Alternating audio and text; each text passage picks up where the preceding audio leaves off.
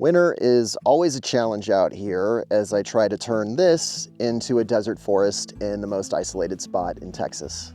I thought that I had the winter germination figured out. Not quite.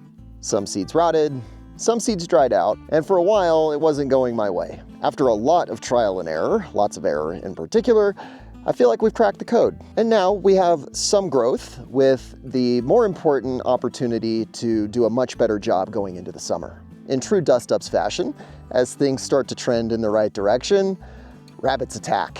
Not just a little nibble nibble, but a chomp chomp here and a chomp chomp there. They went after my trees, which is the centerpiece of my Dustups desert forest. But as always, that means it's time to adapt, outsmart them, and protect what I'm building. Making anything out here means self-sufficiency is essential. If I need something, I need the tools and the skills to build those things. So I've been upgrading my own skills, making repairs, fabricating solutions, making sure that nothing slows me down. The more that I and my team can handle, the more that this place is gonna grow. So yes, winter threw me some surprises, but that is all part of the process. We're making progress, leveling up, and there's a lot to be excited about. Let's get into it. You were telling me that we have some germinations finally. Yeah, so if you look, you can find the emitters by the sorghum sticking up and stuff. So by this one, these little guys. Nice. Oh yeah, okay. Sweet. We started to get germinations right away down here where it's not mulched first. And that row popped up first, so you had me not mulch this one on the right here. Those all got fried right away. And then the other stuff came up in the other rows.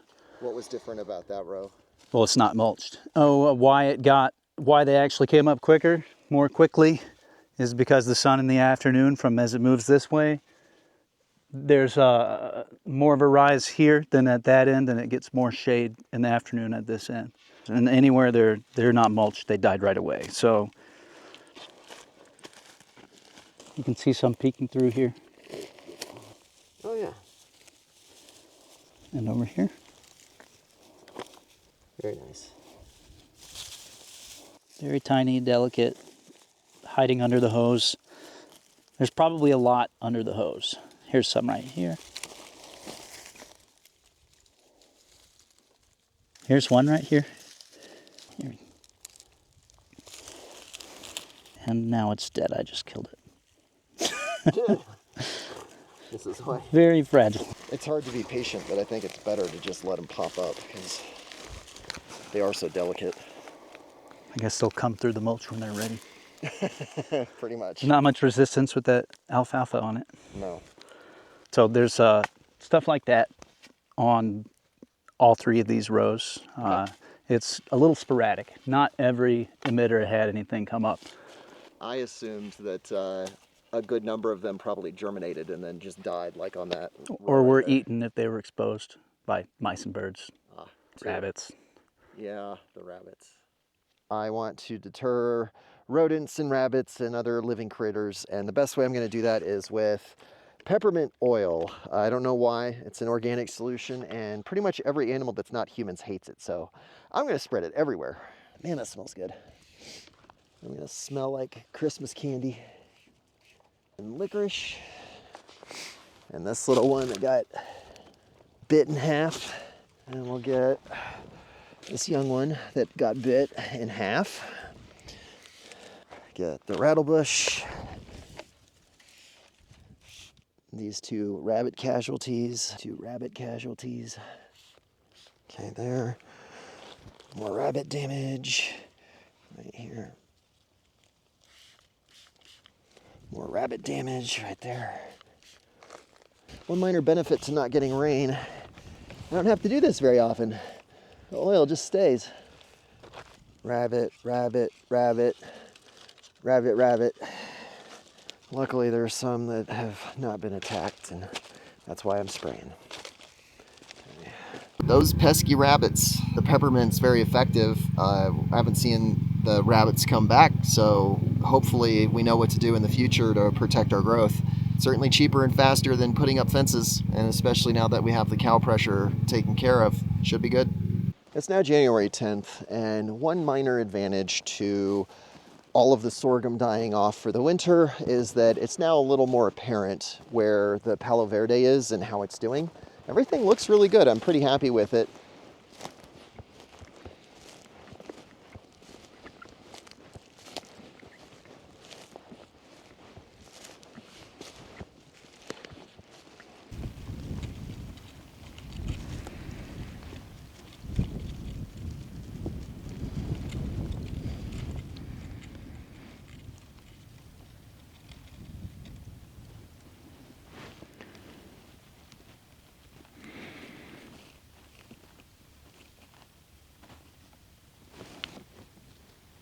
Knowing the problems that happened earlier, we still need improved germinations. We need the winter cover crop coming up. That was something that was disappointing, where we barely got any germinations. Over here where I'm walking on near the biochar, we didn't mulch anything, but this also had the highest application of biochar, and we had one species germinate. Everything else, nothing germinated, which tells me it's just a moisture problem. So now we have upped our mulch, including in the middle of the seed rows. And those seed rows now have alfalfa that is mulching them, which I kind of hate because that's expensive hay, but that's just what's grown here. And that's what I could justify spending right away. So we have alfalfa covering all of the rows. We're now sending the drip irrigation so we can hopefully get the winter cover crops up. I think we can still get them growing before the end of the winter, but if not, it is still valuable because we learned something. The germination problem is clearly to the lack of moisture sticking around in the soil, and if we can't keep the soil moist, we're not going to get anything except the hardiest of the hardiest of the hardiest to grow. So that's why Palo Verde has been such a winner for us, is it'll grow with just the slightest hint of moisture. What a learning curve, where this summer I had you here and we very carefully laid the seeds. But what I've learned from only seeing Palo Verde pop up was that I think all of the seeds just realized the environment was too hot for them to succeed, and most of them never shot their shot. We tried again this winter, and what Brandon said rings very true, where the seeds did try to germinate and then they got nuked. I had always held back from putting hay on top because I know the seeds need UV to germinate, but between the animal pressure that Brandon sees and my impression is that it's just the heat and the wind, it's a little too harsh for them to get started. And also, it's a moisture retention problem. The seeds pop up and we're irrigating consistently, but you come back the next morning and the soil's dry. And to get seeds to germinate, they do need consistent moisture. And I can't sugarcoat my disappointment at not seeing germinations everywhere. But there are two facts. One, that I planted way too late for a winter cover crop. But then number two, I lost a further month because it took me a while to realize what was happening. The big advantage is that I don't have to repeat that. So we have a big supply of hay that Brandon went up to Del City to get, which is the beauty of the 4300. We'll talk about that in a little bit, but that's an hour drive, and we were able to get a big supply of hay, and now we have that both as a decoy for wildlife. That's beautiful alfalfa, so there's no reason for them to come pressure the terrace. And then the second is that it lets us be a lot more liberal with the mulch. Thank you to Bombas for sponsoring today's episode. For those of you watching for a long time, Bombas has been my longest running sponsor, and I couldn't be more proud of my partnership with them. They make amazing products, and my favorite is this merino wool shirt that I wear.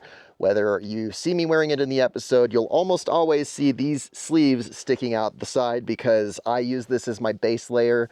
I wear it in winter, I wear it in the summer, and with merino wool, whether it's warm or it's cold outside, this always keeps me comfortable. But it's not just my shirt, it's also my feet. I wear the merino wool socks as well. It keeps the heat in during the winter, and it helps wick the sweat away in the summer, keeping my feet cool and comfortable in the most extreme weather conditions. Bombas has a 100% happiness guarantee.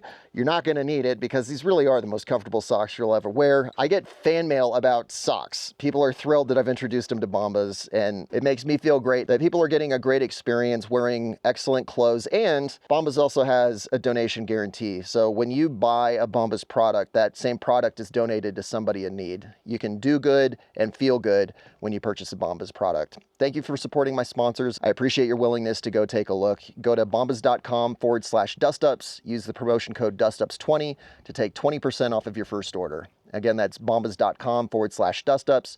Use the promotion code Dustups20 to take 20% off of your first order.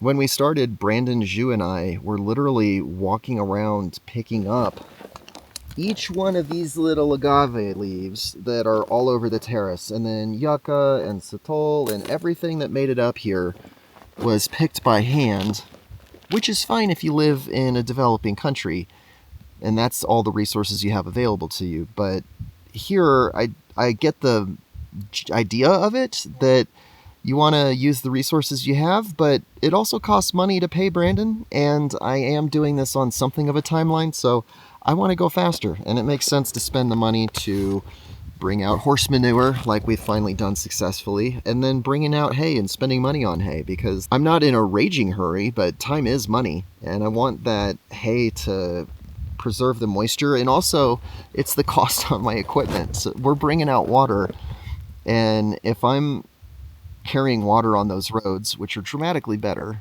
but they're still dirt roads with sharp gravel, it does put wear and tear on the equipment. So it's not just the diesel bill, it's also broken shocks and broken U-joints and all the problems that come with bringing water out here. So like most people in my situation, I'm sure I wish I could have a do-over, but even then, like, the opportunity to buy the truck that makes it possible to haul things out here didn't exist, and I just didn't know better. So it's just frustrating. I'd really like to do a better job, not just for myself, but y'all. I know there's a lot of people out there rooting for me, and I want to succeed, and I want to make it happen. I'm applying the lessons diligently on the next terrace up there, and as this equipment gets better and better, and our supplier relationships get more established with manure and hay and all these things, I'm trying to strike a balance between not doing everything all at once, so that as I apply lessons that we can go faster and faster. So this year I don't have any concerns about planting the 2 terraces that we have open. Ideally, I'd like to plant the dams, and once those are planted, then we can start expanding even further and opening up new ground. I have ideas for how we can use the hydrogel that I did an episode about and layer that in the terraces so that as we build them, it's so deep that it doesn't decompose. And that just seems like a winning strategy in every kind of way. I'm excited. I'm just frustrated because I know I'm not even going to start to see progress until May. And that's a ways off. So until then, I just got to keep grinding and thinking and learning, and one foot in front of the other. I was about to say that if there's any piece of equipment that drives viewers the most nuts, it's this, but I would have said that about the dozer too. I think everything just leads to an avalanche of comments that are lost on context and budget and a whole bunch of varieties, but I'm delighted with this purchase. I did have trouble getting up out of the canyon, and I think that's easily fixable, because when I saw the bucking of the truck, even though it had the trailer on it, where I was putting way too much pressure on the drive shaft, I also realized, yeah, I really do need weight back here. I just had to see it on camera. It's different when you're in the driver's seat because you can't see the tail bouncing up and down. So now that I actually got to watch the same footage as everybody else and also read 7,000 comments about add weight to the back, I'm going to add weight to the back. And I do believe that between that and more improvements we've made on the road, because I bought a box blade, and that box blade is awesome. And it's made the road dramatically better already. And between those improvements and this works on all counts. The one comment I really did want to address is military trucks. There is a role for them, and I will get one eventually, but I think most people commenting don't have to pay for the fuel bill. So military trucks measure their fuel efficiency in gallons per mile, whereas this is miles per gallon. The cost of fuel is a night and day difference. I remember talking to Brent Underwood at Ghost Town Living because he has a 5-ton old military truck, and just running that truck up and down his mountain, which is 16 miles round trip, costs him $250. Now, that's California fuel prices, but even if he's paying $7 a gallon, the fuel efficiency is atrocious. Whereas this gets about, even in the worst scenario, 5 miles a gallon. What those viewers were suggesting would cost me probably $500 in fuel. This cost me, it's so low, I don't even pay attention to it. I don't know, 15, 20 bucks for the round trip. It doesn't matter. So yeah, I would love to have a 4-wheel drive military truck, but the only way I'm going to use a military truck is on very, very short haul distances. If for whatever reason we're hauling gravel and we're going a couple hundred yards or maybe a mile or two, yeah, that makes sense because of the terrain. But when it takes 38 miles to get from here to paved road, there's nothing that needs to be out here that's worth paying that kind of fuel bill. Not horse manure, not water, literally nothing. And the one limitation of this truck is really crossing the canyon. It's good 98% of the way, and it's foolish to buy a vehicle for a part of the stretch that is really close to camp. So what we did is we decided to use the tools at hand. The next purchase I want to make, very dependent on budget and looking like it's quite a ways out, is a tractor. But if I'm going to buy a tractor, I need one with some serious horsepower. Until then, I have a bulldozer. And Daniel has long wanted to teach me to stick weld. And we have a machine that's entirely capable of towing a dump trailer. And instead of looking around and searching for products that don't exist, it's a lot easier when you have a critical problem if you can make the solution yourself. And that's where stick welding comes in. We have this drawbar on the dozer. It's this very large, expensive piece of steel that we have no use for. And it made a lot more sense to take a receiver tube and stick that in the middle because it was the perfect distance, weld it together, and voila, now the bulldozer can tow the trailer. If the trailer is able to roll, then the bulldozer is able to tow it. So I am really happy to have the bulldozer be able to tow that trailer. Going forward, the solution for this truck is to tow all the way to the canyon. And as soon as we get to the sketchy part, then that's easy. We just drop the trailer and we use the bulldozer as a glorified tractor.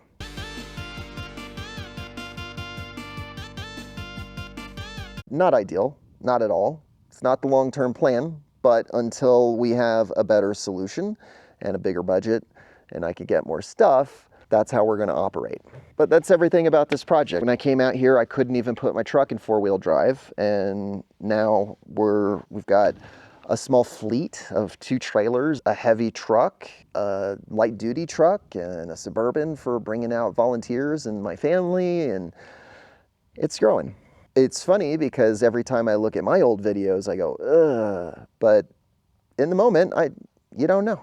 I don't know, I'm learning. It is a core promise of the channel, and boy, oh boy, lots of learning opportunities. And as we wind this down, y'all, I wanted to show you some improvements that we've made at camp.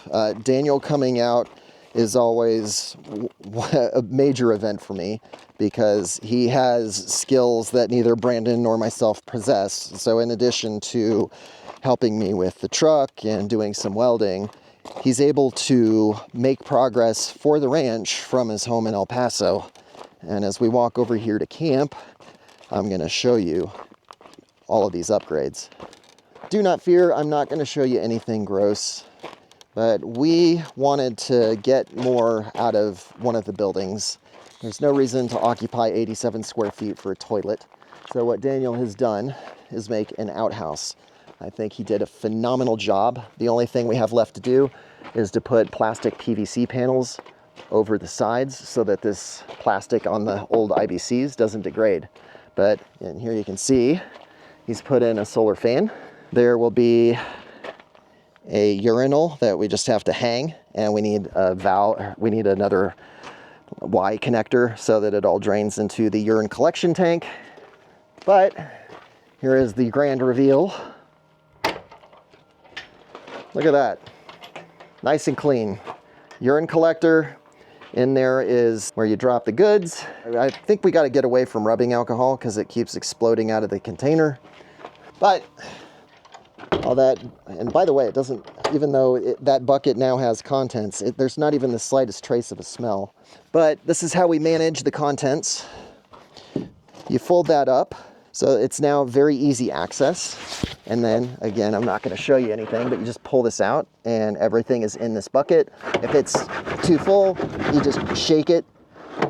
You can put it back in. Voila. It's clean, it's safe, it's sanitary. And as we add biochar to reduce the smell, potentially add some cedar wood chips in there to really make sure that we don't have any smell, that's all organic matter. And I promise you, we will find a place for it.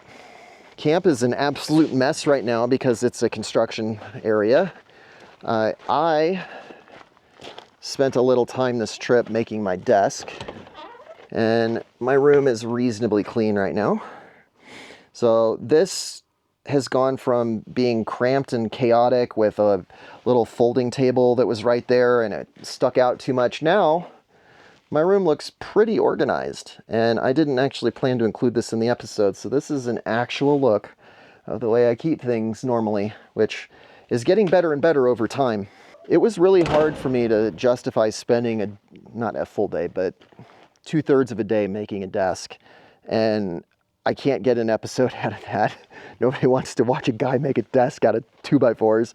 But for me, it was really important to my morale. I spend a lot of time in that cabin, and I hate the clutter. It's starting to really wear on me.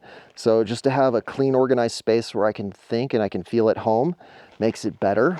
And then Daniel came out, and I did, with Brandon's help, a lot of the legwork on the kitchen. This used to be the bathroom, and after some cleaning, we now have kitchen 2.0.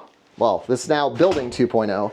So we have, for now, an extension cord running through there until I upgrade this to 48 volts. But the freezer and the refrigerator is all there. We have the cooking space here temporarily until I can build a cabinet.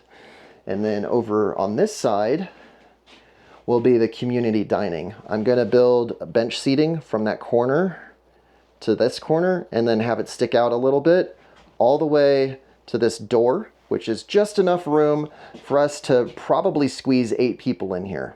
And I'm really excited about that because it's gonna make this feel more communal. Right now, when we eat meals together, it's kind of together, but not really, where everybody just stands around and some people sit and it's just weird.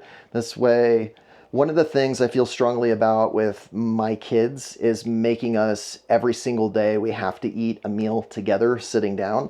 And I think there's something very innately human about gathering around one spot, sharing a meal and breaking bread together.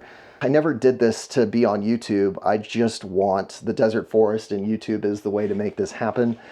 But I'm trying to carve out time so that we can build community, and community is a design choice. It's built environment, and building the environment, even if it's a really poor man's dining table, I'll take it because it's not about the fanciness of it. It's just about the usefulness.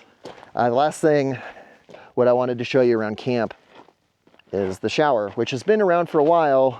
It has not had a door. So we would have to time our showers to maintain your dignity and privacy. But now we have a door, and unfortunately Brandon's gonna have to tie this down again. I don't think he realized we were gonna come back and add this door here. So, but now we can take a shower, it's clean. There's all sorts of upgrades I wanna make. Daniel and I were talking about how are we gonna catch the water and use it. And one of the projects we have is making sure that we have access down to the canyon.